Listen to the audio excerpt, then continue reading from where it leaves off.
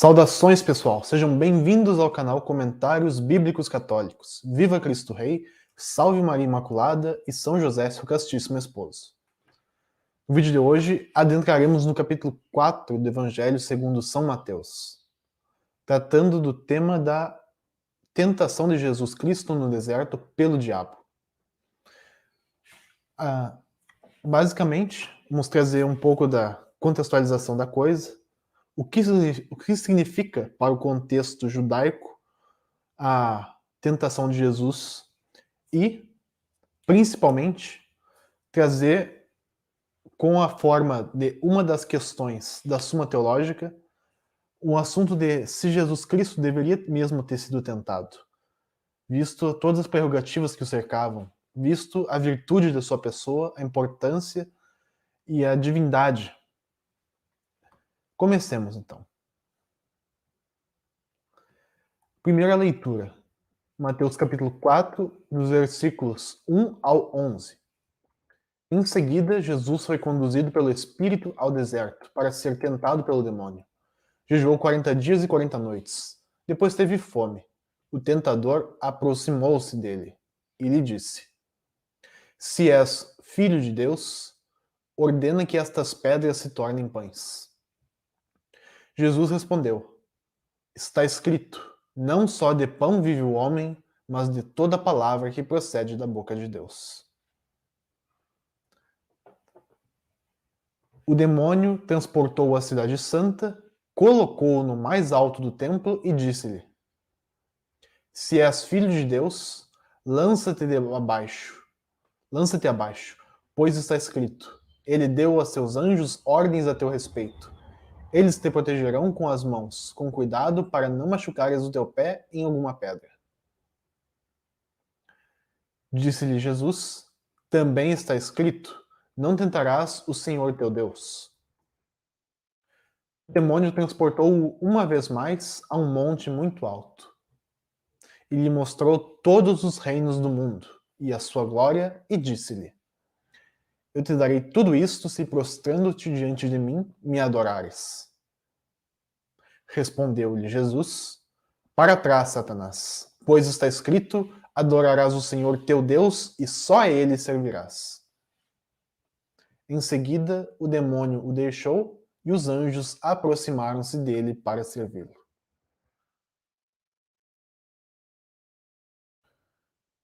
Então, primeiramente, utilizando o comentário bíblico do Dr. Scott Hahn e do mestre Kurt Smith, vamos trazer o que significa a tentação de Jesus Cristo no deserto, no âmbito do povo da Antiga Aliança. O acontecimento contrasta a desobediência do povo de Israel com a obediência de Jesus, o qual representa a nova Israel. Porque tanto Israel como Jesus são chamados de filhos de Deus. Como podemos ver em Mateus capítulo 3, versículo 17, e em Êxodo capítulo 4, versículo 22.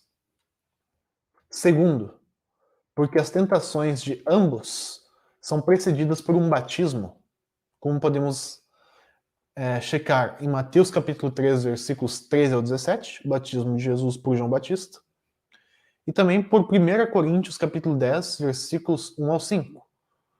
Trecho esse em que São Paulo faz um paralelo entre o batismo e a travessia dos hebreus pelo Mar Vermelho junto da proteção sob a nuvem. Ele chama aquilo de uma espécie de batismo.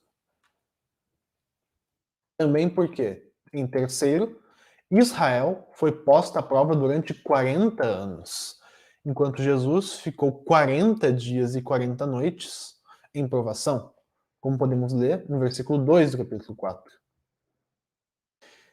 E em quarto, porque enquanto Israel falhou na sua aprovação pelo deserto, Jesus triunfou sobre Satanás.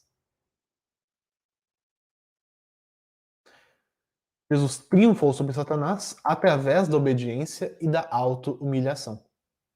Como podemos ler no no capítulo 4, versículo 11 do Evangelho de Mateus. Esses paralelos são ainda sustentados pelas 3 respostas de Jesus ao demônio, contidas nos versículos 4, 7 e 10, todas tiradas, vejam só, do livro do Deuteronômio, capítulo 6 ao capítulo 8.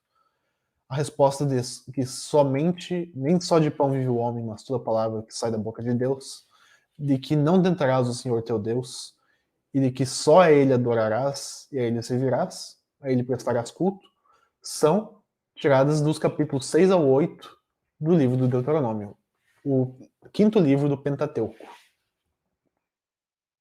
Esses trechos servem de alerta aos israelitas contra a desobediência e servem também de lembrança das providências de Deus no deserto, tal como podemos checar pelo que diz o Catecismo da Igreja Católica nos parágrafos 538 e 539. E justamente pegando esse último parágrafo, ele vai dizer exatamente o seguinte: o Catecismo vai dizer: os evangelistas indicam o sentido salvífico deste acontecimento misterioso da tentação de Jesus no deserto, no qual Jesus é o novo Adão, que se mantém fiel naquilo em que o primeiro Adão sucumbiu, a tentação. Jesus cumpre perfeitamente a vocação de Israel, contrariamente aos que outrora, durante 40 anos, provocaram Jesus no deserto. Nota de rodapé, número 1. Cristo revela-se o servo de Deus totalmente obediente à vontade divina. Jesus vence o diabo, amarrou o homem forte para lhe tirar os despojos. Nota de rodapé, número 2. A vitória de Jesus sobre o tentador no deserto antecipa a vitória da paixão, suprema obediência do seu amor filial ao Pai. E agora, bom, neste último vídeo, ou melhor, neste primeiro vídeo a respeito da tentação de Jesus, o qual também faremos outro, pelo menos outro, dentro do Evangelho de Mateus, e também outros dentro dos Evangelhos sinóticos, a seu tempo cada qual. Utilizaremos a estrutura dada por Santo Tomás de Aquino na sua Suma Teológica. Nós vamos pegar o artigo 1, questão 41, do Tratado do Verbo Encarnado, na terça parte da Suma Teológica. Trata-se da questão se Jesus Cristo deveria ter sido tentado. Mas primeiro vamos explicar como funciona um artigo na Suma Teológica. Quando Santo Tomás expõe um artigo de uma determinada questão, ele faz o seguinte: primeiro é questionado se determinada coisa deveria ser ou acontecer. É questionado. Apresentando em seguida a esse questionamento uma série de objeções a tal coisa. Primeira objeção: fulano argumenta tal coisa. Segunda objeção: fulano argumenta outra coisa. E assim por diante. Em seguida, depois das objeções, Santo Tomás normalmente coloca algum argumento de autoridade que contrapõe-se a essas objeções. Ele coloca esse argumento de autoridade que contrapõe essas objeções e dá, em seguida, a sua resposta à pergunta inicial, ao questionamento inicial, defendendo o seu ponto com a resposta mais certa ou com a resposta mais provável, a qual ele elaborou argumentando.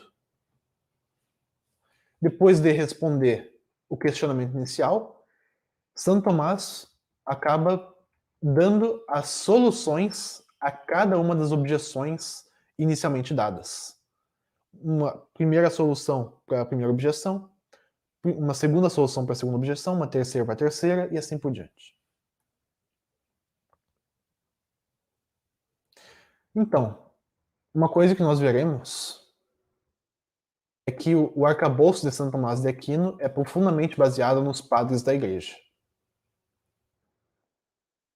Vamos iniciar, então, nos questionando, hipoteticamente, se Jesus deveria ter sido tentado. Alguns objetores vão dizer, não, Jesus não deveria ter sido tentado. O primeiro objetor vai dizer: Jesus não deveria ter sido tentado, porque tentar é fazer uma experiência. E esta experiência não a fazemos senão do que nós ignoramos. Ora, os demônios, também os demônios conheciam a virtude de Cristo, conforme diz o Evangelho. Ele não permitia que os demônios falassem, pois sabiam que ele mesmo era o Cristo. Logo, parece que Jesus não devia ser tentado pelo demônio. Isso porque, se Satanás soubesse que Jesus era o Filho de Deus, reconheceria que a tentação dele diante de Jesus Cristo seria ineficaz, certamente. Então não teria o que tentar, não teria o que experimentar. O segundo objetor vai dizer o seguinte: Jesus não deveria ter sido tentado, pois Cristo veio destruir as obras do diabo. Segundo a Escritura, só arrumando uma coisa aqui, Cristo veio destruir as obras do diabo. Segundo a Escritura, a Escritura diz, para destruir as obras do diabo é que o Filho de Deus veio ao mundo. Ora, ninguém pode ao mesmo tempo destruir as obras de outrem e sofrer-lhes a ação. Por onde parece que Cristo não deveria ter sofrido a tentação pelo demônio. E um terceiro objetor vai dizer o seguinte: existem 3 formas de tentação: a da carne, a do mundo e a do diabo. Ora, Cristo não foi tentado nem pela carne, nem pelo mundo. Logo, também não devia ter sido tentado pelo diabo. Isso porque Jesus era homem verdadeiramente. Mas, sendo ele um homem perfeito, ele tinha suas paixões bem ordenadas, não possuindo um desejo desequilibrado da carne. E também as tentações do mundo nada significavam para Jesus. Jesus é quem veio justamente quebrar com o domínio maligno e estabelecer o reino de Deus. E acha que o mundo ia tentar ele? Ele veio estabelecer nesse reino de pecado o reino de Deus? Não, não ia tentar ele. E por quê? E porque não sofreu as tentações da carne e não sofreu as tentações do mundo, supõe-se também que não teria sofrido as tentações do diabo. Mas, diante de tudo isso, em contrário, aqui está o argumento da autoridade, o Evangelho diz: foi levado Jesus pelo Espírito ao deserto para ser tentado pelo diabo. Assim, claro, fica claro, sabemos com certeza que Jesus foi tentado pelo diabo. Agora, portanto, vem a solução, vem a resposta de Santo Tomás de Aquino à questão. Ele vai explicar por que o Messias se deixou tentar pelo diabo. Para isso, vai trazer 4 razões distintas. 4 razões distintas. Cristo quis ser tentado primeiro para nos auxiliar contra as tentações. Por isso diz São Gregório Magno, não era indigno do nosso Redentor querer ser tentado. Ele que veio ao mundo para ser imolado, para que assim vencesse as nossas tentações com as suas, assim como venceu a nossa morte com a sua morte.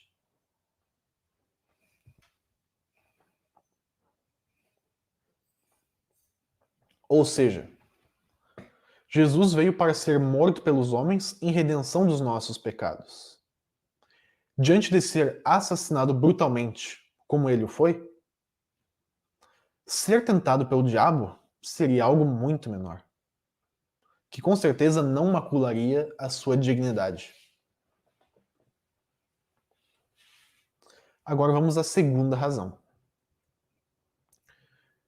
Segundo, ele quis ser tentado para nossa cautela, a fim de que ninguém, por mais santo que seja, se julgue seguro e imune da tentação.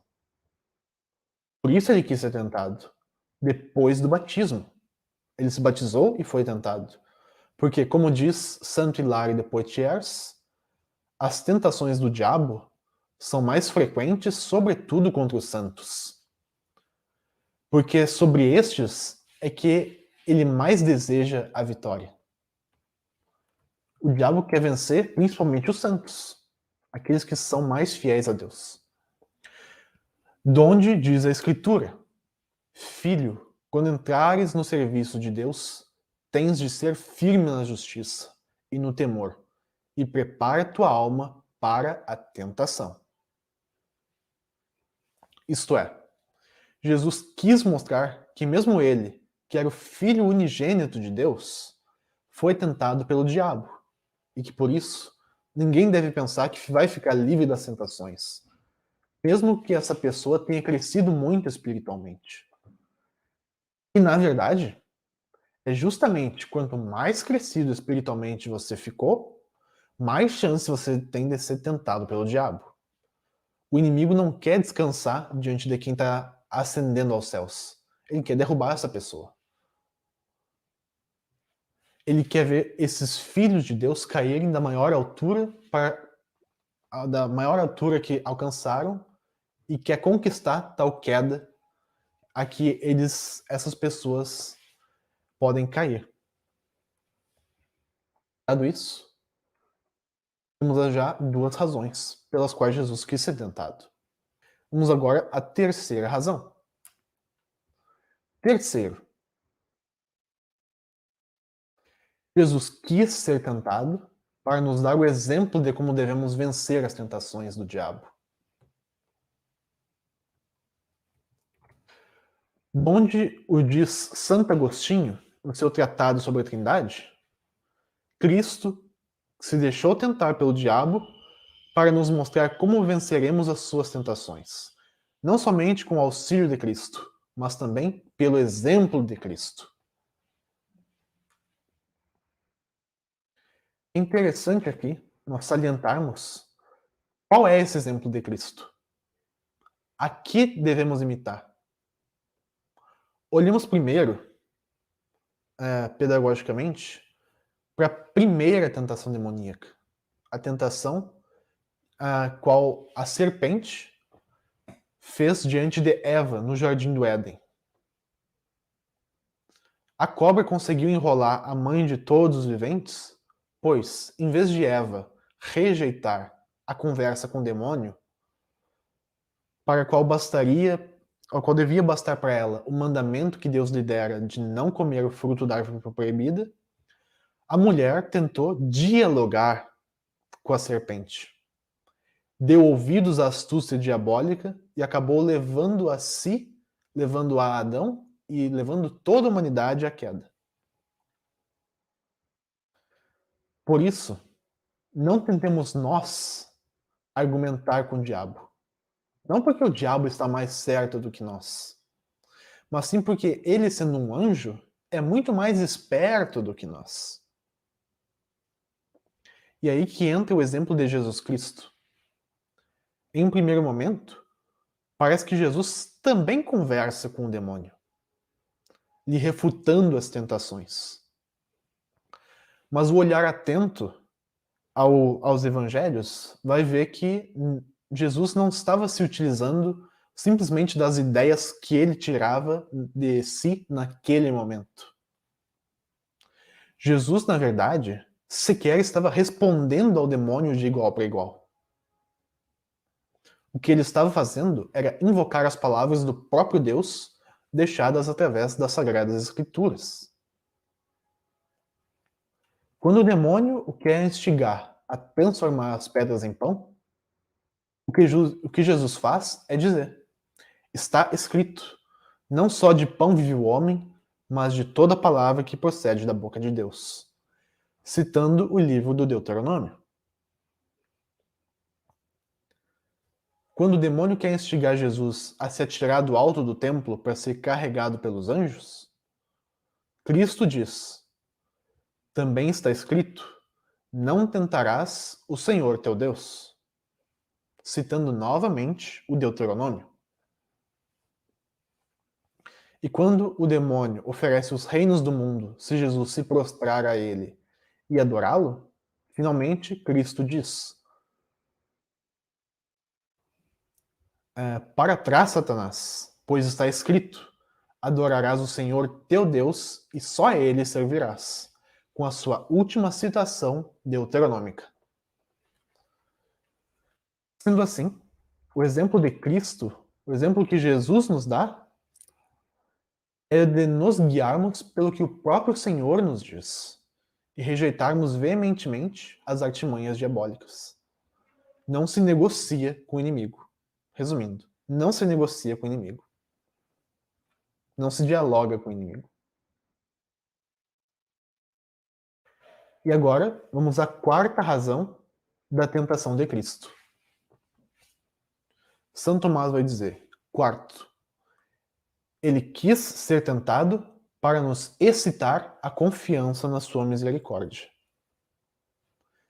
Donde diz o apóstolo: não temos um pontífice que não possa se compadecer das nossas enfermidades, mas que foi tentado em todas as coisas à nossa semelhança, exceto o pecado. Nosso Salvador não é indiferente às nossas dores e provações, mas passou por elas também, e fortemente. Eis este fato para lembrarmos sempre quando passarmos pelas dificuldades e tentações que nos circulam. Temos sempre Jesus Cristo, o servo sofredor, diante dos nossos olhos. Ele é essa luz que nos guia até Deus. Que veio até nós, viveu entre nós, chamou-nos e olhou nos olhos, conheceu-nos intimamente, chamou a cada um de nós pelo nome e viveu a nossa vida. Uma vez, então, que nós já temos a solução da questão, agora Santo Tomás responderá às objeções do começo. Quanto à primeira objeção, onde se dizia que o demônio não tentaria Jesus Cristo, porque já conhecia sua virtude, temos o seguinte. Como diz Santo Agostinho, Cristo deixou-se conhecer pelos demônios tanto aquilo quanto ele quis, não pelo concernente à sua vida eterna, mas por certos efeitos temporais do seu poder, por onde podiam os demônios, de certo modo, conjecturar que Jesus Cristo era filho de Deus. Mas era só uma conjectura, não era uma certeza. Porque, por outro lado, eles viam nele certos sinais de fraqueza humana. Eles viam Jesus que passou fome no deserto durante 40 dias e 40 noites.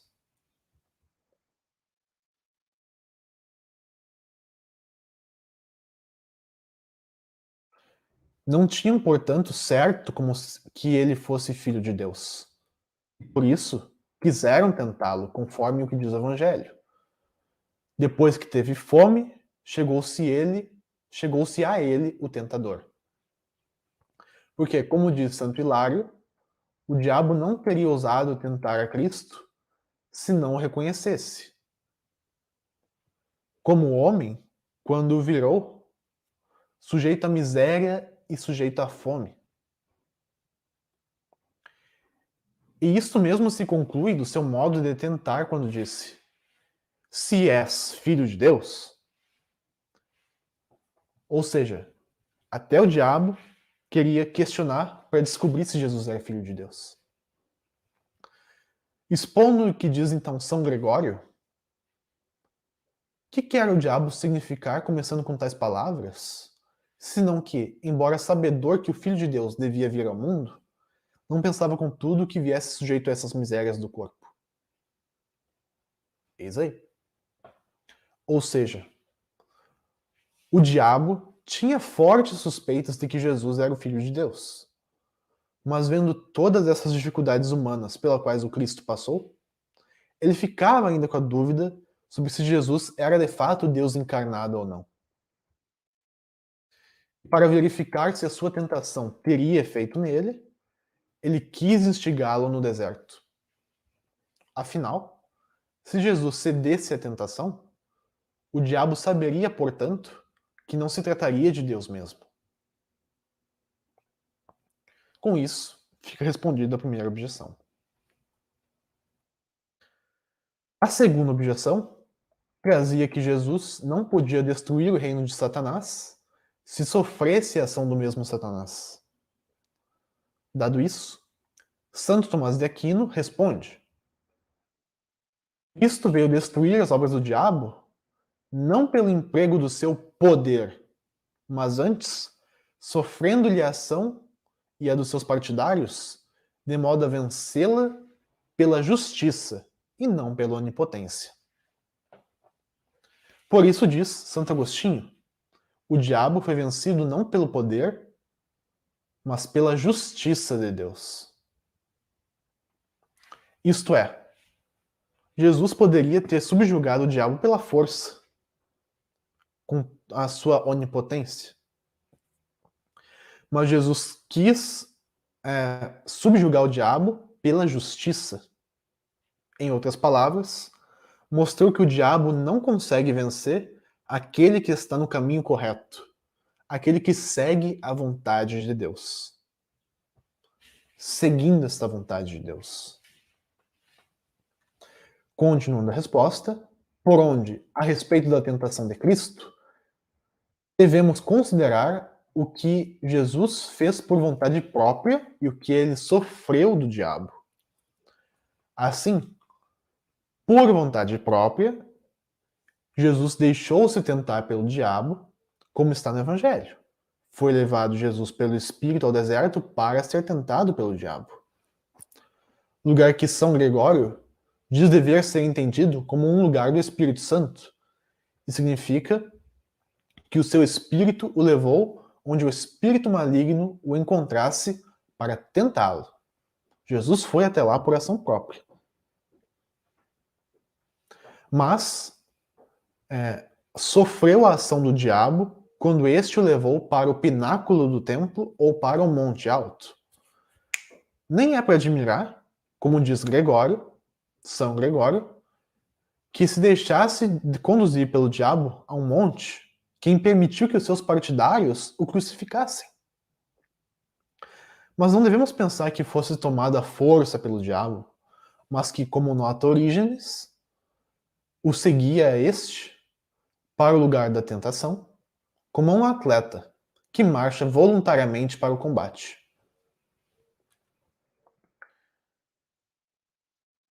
Aqui Santo Tomás já trata da ação de Satanás em Cristo, mas ao nível físico.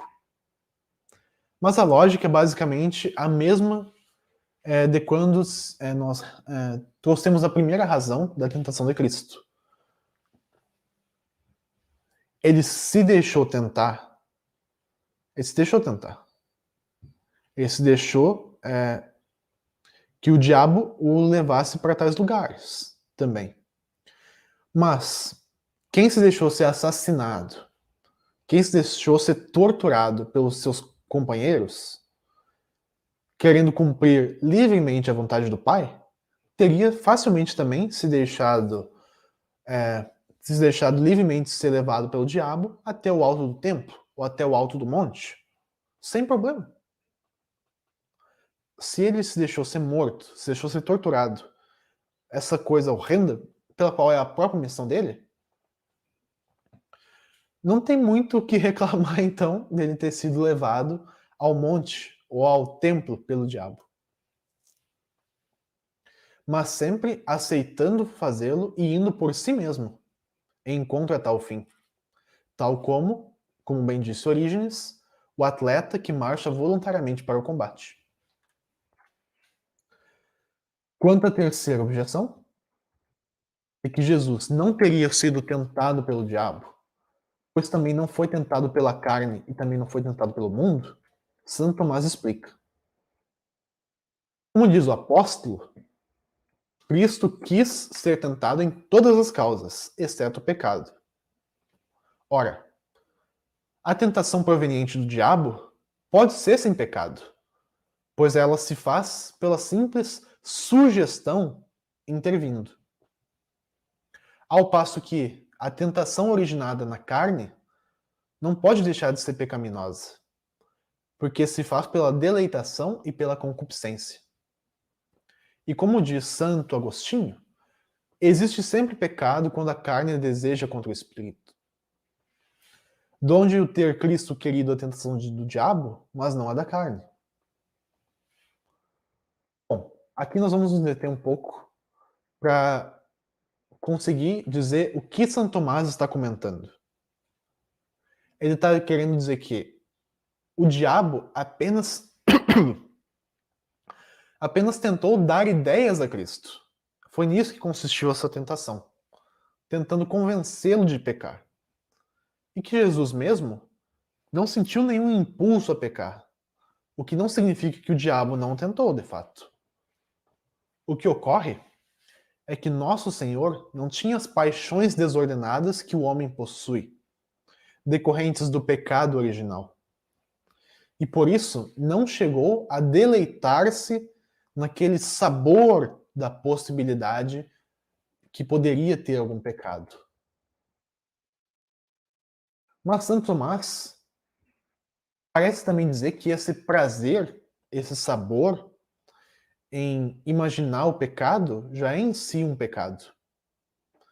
Só que para entendermos melhor o que o doutor Angélico expõe aqui, recorremos ao que explica São Gregório Magno em Homilia in Evangelia 16. São Gregório vai dizer o seguinte: mas que se saiba que a tentação é feita de 3 maneiras: por sugestões, por deleitação e por consentimento. Quando somos tentados, começamos com a sugestão e depois caímos na deleitação e no consentimento, para agirmos de acordo com as tendências do pecado propagadas pela natureza. Melhor. Pois acabamos agindo, não é para, pois acabamos agindo de acordo com as tendências do pecado propagadas pela natureza e por isso sofremos a tentação. Mas Deus, que se encarnou no ventre de uma virgem, veio ao mundo sem pecado. E, portanto, ele não deve ter sentido nenhuma luta dentro de si mesmo. Ele poderia ter sido tentado pela sugestão, mas a deleitação não poderia ter atentado contra a sua inteligência.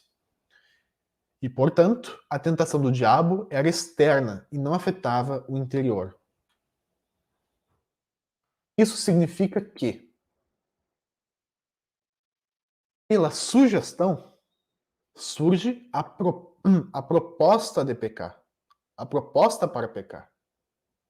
Na deleitação, já existe certo prazer ao se imaginar a situação em que se pecaria. E o consentimento é o ato em que a pessoa escolhe cometer o pecado de fato, o pecado a qual está propendendo em questão. E, no fundo, o tal deleite no pecado, a deleitação, é consequência das tendências desordenadas do homem. As tendências que estão no homem decaído pelo pecado. Não querendo dizer necessariamente que a própria deleitação já é um pecado. Mas sim que essa deleitação está presente devido ao estado pecador do homem. Pela graça de Deus, nós podemos não chegar a percorrer todo esse caminho. Sugestão, deleitação, consentimento. Podemos parar antes do consentimento e não praticar o pecado. Pela graça de Deus. Mas Cristo não tinha nem sequer os desejos que o instigam a consentir. Ele não passava pela deleitação da carne. As suas paixões estavam bem dispostas. Satanás apenas chegava a lhe lançar sugestões para pecar. Mas essas sugestões não mexiam interiormente com Jesus. Por isso não há problema em dizer que ele foi sim alvo das tentações do diabo. Mas apenas enquanto sugestão.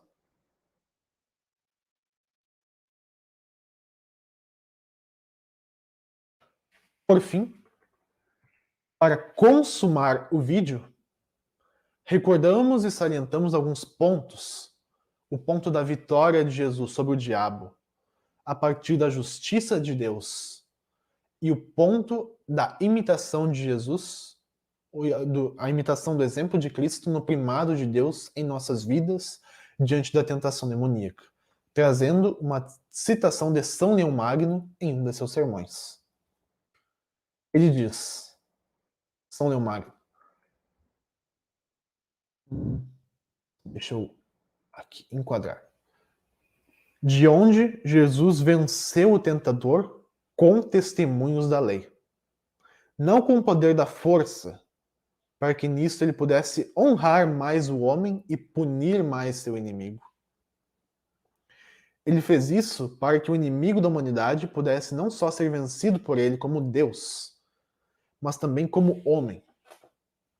De onde se segue sobre Jesus na Escritura, o qual respondeu a Satanás dizendo, está escrito, não só de pão vive o homem, mas de toda palavra que procede da boca de Deus. Muito bem, pessoal. É com isso que nós nos despedimos. O vídeo foi isso. Alguma dúvida, algum comentário podem colocar aqui abaixo no YouTube. Peço que deixem seu like, compartilhem o vídeo e até a próxima. Fiquem com Deus.